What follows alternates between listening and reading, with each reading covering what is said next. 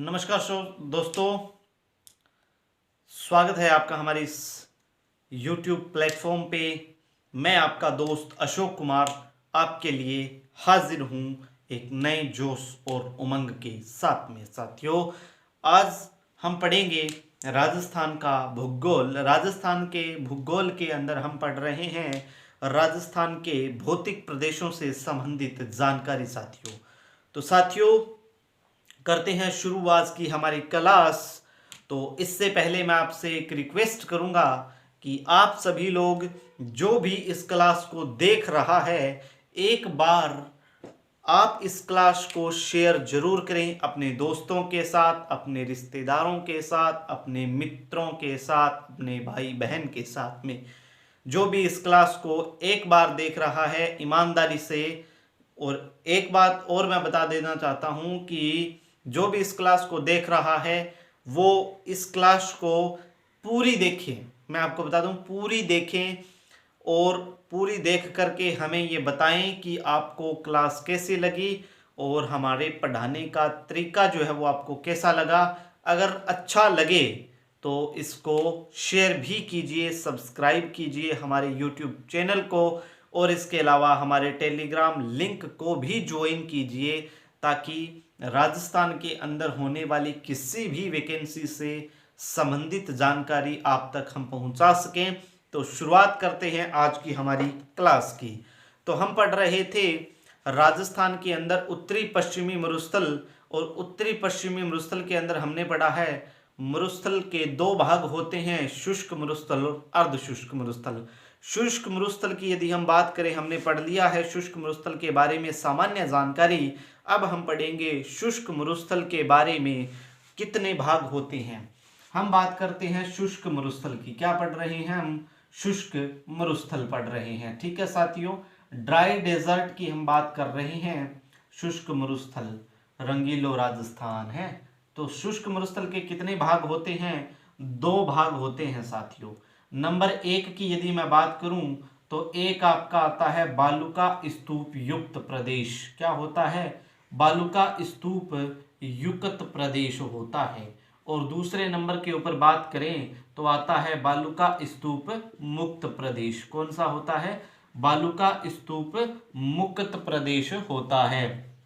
ठीक है साथियों, बालुका स्तूप युक्त का मतलब क्या होता है? बालुका स्तूप युक्त का मतलब होता है कि जहां पे बालू पाई जाती है और बालुका स्तूप पाए जाते हैं। मतलब ये हो गया कि जहां पे रेत के टीले होते हैं वो क्या होता है? युक्त होता है। और जहां पे नहीं होते वहां पे मुक्त होता है। किसके नहीं होते? बालुका स्तूप मुक्त होता है वो। ठीक है, अब यदि हम बात करें बालुका स्तूप युक्त जो प्रदेश होता है उसके अंदर 58 से लेकर के और 50% तक क्या पाए जाते हैं? बालुका स्तूप पाए जाते हैं। 58 से लेकर के 50% तक बालुका स्तूप पाए जाते हैं। और जो बालुका स्तूप मुक्त होता है उसके अंदर यदि हम बात करते हैं तो 41 से 50% क्या पाए जाते हैं? आपके बालुका स्तूप पाए जाते हैं। ठीक है, बालुका स्तूप युक्त जो होता है ना उसके अंदर 58 से 50% बालुका स्तूप हो गए, और बालुका स्तूप मुक्त जो होता है उसके अंदर 41 से 50% बालुका स्तूप हो गए। अब यदि हम बात करते हैं बालुका स्तूप युक्त की, आप लिखें, हेडिंग डालें शुष्क मरुस्थल। शुष्क मरुस्थल को कितने भागों में बांटा गया है? दो भागों में बांटा गया है। कौन कौन से? बालुका स्तूप युक्त जिसके अंदर 58 से 50% बालुका स्तूप होते हैं, और बालुका स्तूप मुक्त जिसके अंदर 41 से 50% तक क्या होते हैं? बालुका स्तूप आपके होते हैं। तो बालुका स्तूप युक्त। अब हम आप हेडिंग डालें बालुका स्तूप युक्त। ठीक है, इसको मैं मिटा देता हूं एक बार। तो बालुका स्तूप युक्त हमारी हेडिंग रहेगी। ठीक है, बालुका स्तूप युक्त आप हेडिंग डालें बालुका स्तूप युक्त प्रदेश। कौन सा प्रदेश? बालुका स्तूप युक्त। ठीक है, बालुका स्तूप युक्त हो गया। अब यदि हम बात करते हैं बालुका स्तूप युक्त की, ठीक है साथियों,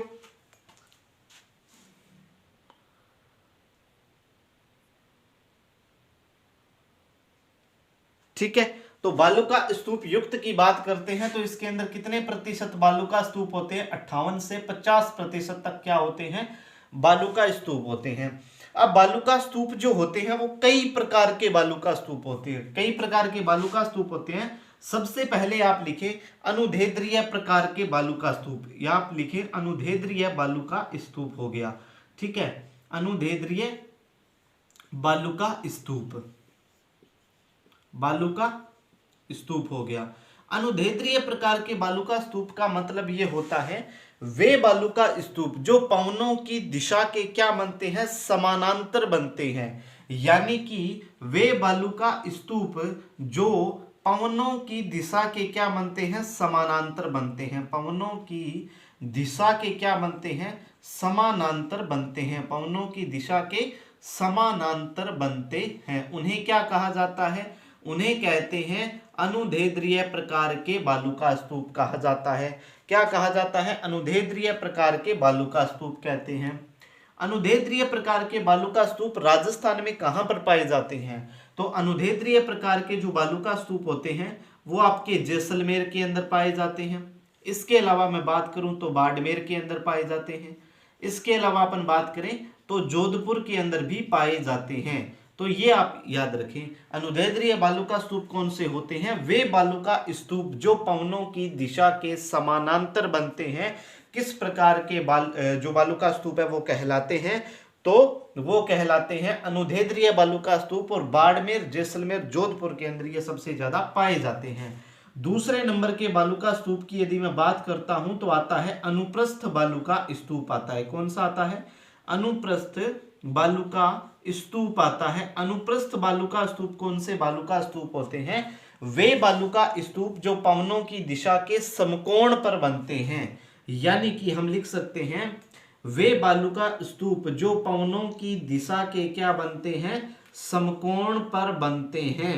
क्या बनते हैं, पवनों की दिशा के समकोण पर बनने वाले जो बालूका स्तूप होते हैं उन्हें क्या कहते हैं, उन्हें कहते हैं अनुप्रस्थ बालूका स्तूप कहते हैं।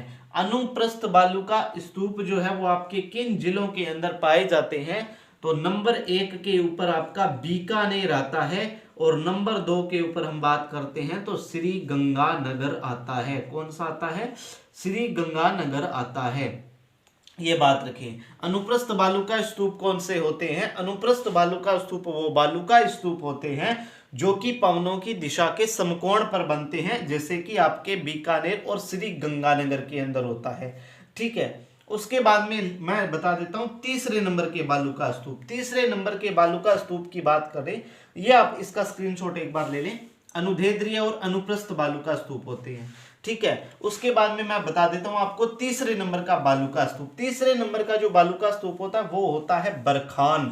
कौन सा होता है, बरखान। बरखान के बारे में हमने कल वाली हमारी जो इसके पीछे वाली क्लास थी उसके अंदर भी हमने चर्चा की थी कि बरखान बालूका स्तूप किसके लिए उत्तरदायी हैं, बरखान बालूका स्तूप मरुस्थल के प्रसार के लिए उत्तरदायी हैं। तो तीसरे नंबर के ऊपर हम बात करते हैं तो बरखान बालूका स्तूप होते हैं, बरखान बालूका स्तूप होते हैं। बरखान बालूका स्तूप कौन से होते हैं, बरखान बालूका स्तूप वो बालूका स्तूप होते हैं जो अर्धचंद्राकार प्रकृति के जो बालूका स्तूप होते हैं। किस प्रकार के, अर्धचंद्राकार प्रकृति के, अर्धचंद्राकार प्रकृति के जो बालूका स्तूप होते हैं, अर्धचंद्राकार प्रकृति के जो बालूका स्तूप होते हैं उन्हें क्या कहा जाता है, उन्हें कहा जाता है आपके बरखान बालूका स्तूप। अर्धचंद्राकार प्राकृति के जो बालूका स्तूप होते हैं ये सबसे ज्यादा पाए कहां पे जाते हैं, तो वैसे तो ये शेखावाटी क्षेत्र के अंदर पाए जाते हैं, लेकिन इसके लिए एक गांव प्रसिद्ध है आपका।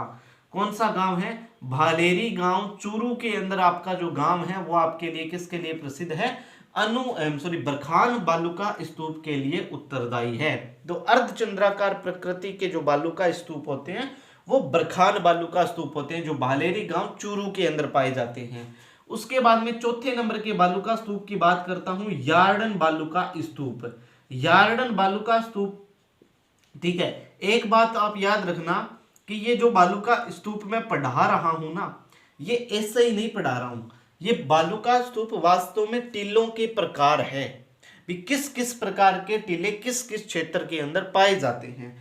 यार्डन मतलब बालूका स्तूप क्या होता है, यार्डन मतलब बालूका स्तूप होता है जो लगातार बनने वाले बालूका स्तूप होते हैं ना, है ना, कौन से?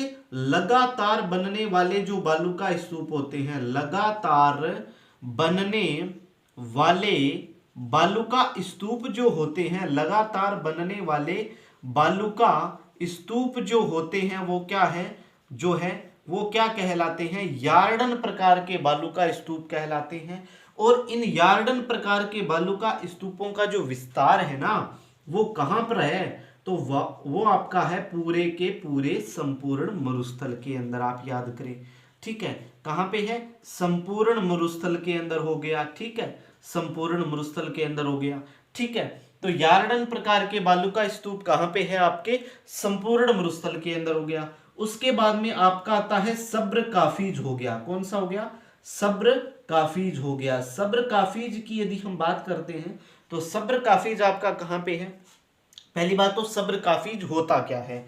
सब्र काफीज का मतलब होता है कि छोटे छोटे रेत के जो टीले होते हैं ना, छोटे छोटे रेत के टीलों को क्या कहा जाता है? सब्र काफीज कहते हैं। यानी कि छोटे छोटे बालू का स्तूप जो होते हैं उनको क्या कहते हैं? बालू का स्तूपों को क्या कहा जाता है? सब्र काफीज के नाम से जाना जाता है। और जो सब्र काफीज बालू का स्तूप है वो कहां पर पाए जाते हैं? तो इनका विस्तार भी संपूर्ण मरुस्थल के अंदर होता है। इनका विस्तार भी कहां पर होता है? संपूर्ण मरुस्थल के अंदर सब्र काफीज बालू का स्तूपों का विस्तार है, ठीक है। इनका आप स्क्रीनशॉट ले लें। सब्र काफीज बालू का स्तूप कौन से होते हैं? जो छोटे छोटे बालू का स्तूपों के,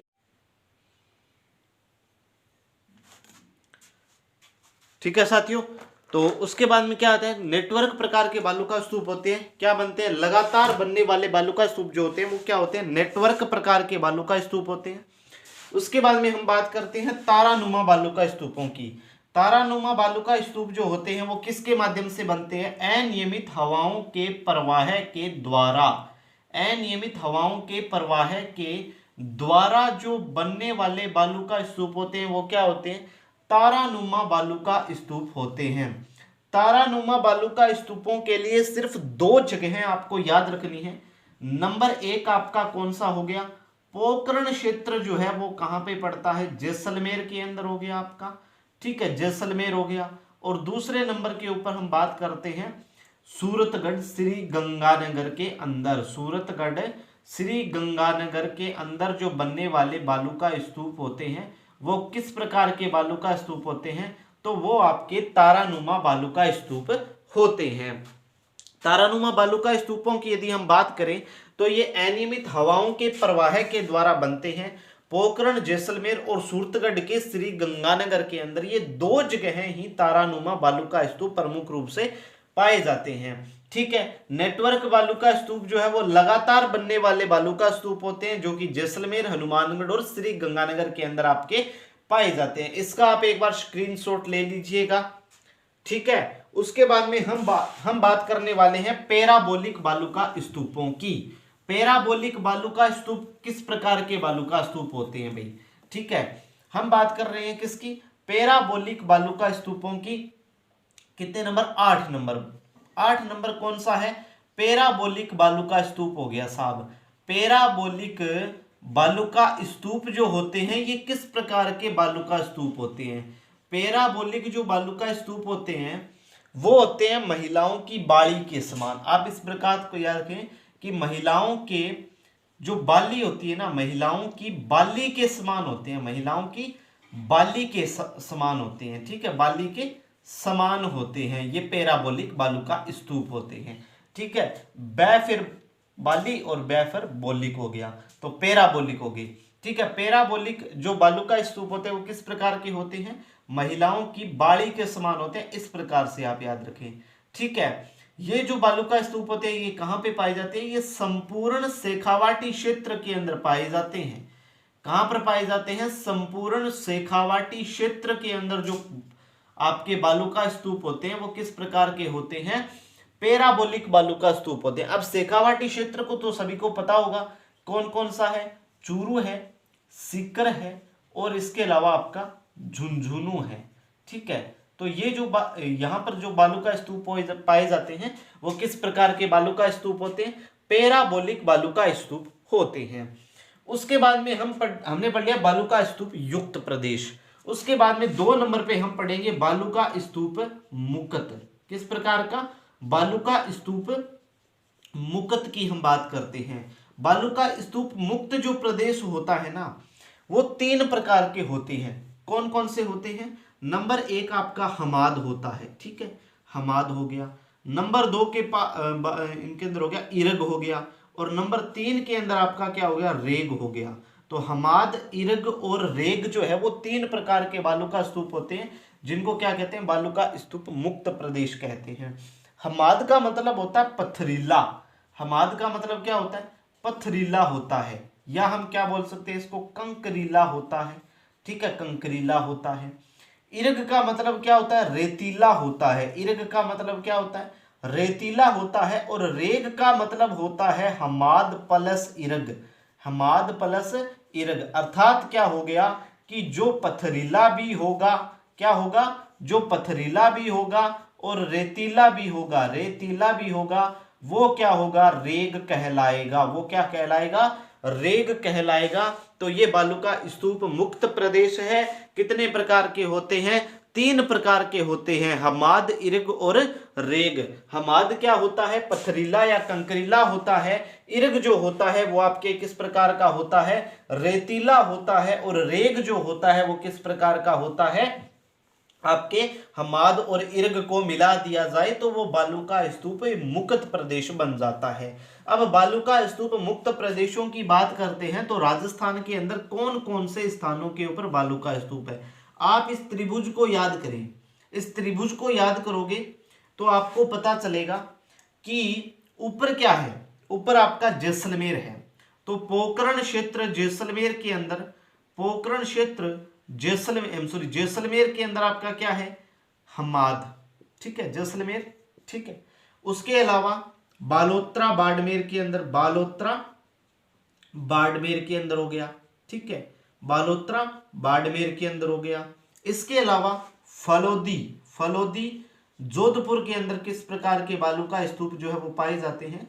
तो ये जो प्रदेश है आपका, ये बालू का स्तूप मुक्त प्रदेश है। किस प्रकार का है? तो ये बालू का स्तूप मुक्त प्रदेश है। पोखरण जैसलमेर, बालोतरा बाड़मेर, फलोदी जोधपुर, यहाँ पे जो बालू का स्तूप पाए जाते हैं ना, उनके अंदर रेतीले थोड़े कम होते हैं। जैसे पोखरण जैसलमेर हो गया तो ये रेतीला क्या होगा? थोड़ा कम होगा, लेकिन होगा जरूर, रेतीला होगा। बालोतरा बाड़मेर के अंदर भी रेतीला होगा पर कम होगा थोड़ा। फलोदी जोधपुर जो है इसके अंदर इरग और अमाद और इरग दोनों प्रकार के बालू का स्तूप आ जाएंगे। तो ये राजस्थान के अंदर कौन कौन से बालू का स्तूप पाए जाते हैं? तो क्या हो गया? हमने 2 चीजें पढ़ ली है। शुष्क मरुस्थल के अंदर 2, बालू का स्तूप युक्त हो गया और बालू का स्तूप क्या हो गया? मुक्त हो गया। तो 2 चीजें हमने आज पढ़ी है, बालू का स्तूप युक्त और बालू का स्तूप मुक्त। कल हम जो पढ़ेंगे वो हम पढ़ेंगे इसके बारे में थोड़ी बेसिक इंफॉर्मेशन, ठीक है, जो बालू का स्तूप युक्त प्रदेश के अंदर आती है या शुष्क मरुस्थल के अंदर आती है। उसके बाद में कल हम पढ़ेंगे अर्धशुष्क मरुस्थल। अर्धशुष्क मरुस्थल के बाद में हम अरावली पर्वतमाला पढ़ेंगे। अरावली पर्वतमाला के बाद में पूर्वी मैदान, पूर्वी मैदान के बाद में दक्षिणी पश्चिमी आपका जो पठारी प्रदेश है, दक्षिणी जो पठारी प्रदेश है वो आपका आ जाएगा। तो इस प्रकार से राजस्थान के भौतिक प्रदेश कंप्लीट हो जाएंगे। और राजस्थान के भौतिक प्रदेश कंप्लीट होने के बाद में हम आगे जो है वो हमारे नेक्स्ट टॉपिक पढ़ते चले जाएंगे। तो आप हमें यह बताएं कि आपको हमारे द्वारा पढ़ाया गया मैटर क्या समझ में आ रहा है? क्या हमारे द्वारा पढ़ाई गई जानकारी आपको इन्फॉर्मेटिव लग रही है? अगर लग रही हो तो कमेंट करें और हमारे वीडियो को लाइक करें, साथ में सब्सक्राइब भी करें। आपका कोई पैसा नहीं लगता सब्सक्राइब करने में चैनल को, बस आप जो है वो हमें थोड़ी सपोर्ट कर सकते हो इसके माध्यम से। तो आज के लिए इतना ही, और इसी के साथ धन्यवाद। जय हिंद, जय भारत साथियों।